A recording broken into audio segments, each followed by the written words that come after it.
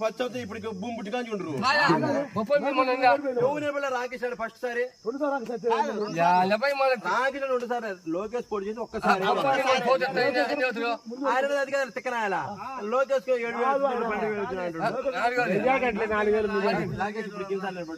ఒక్కసారి ఇప్పుడు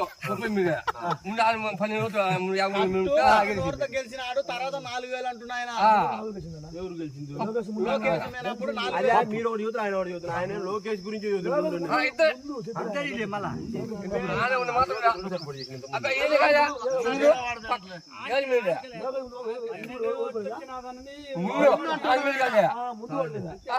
అనేది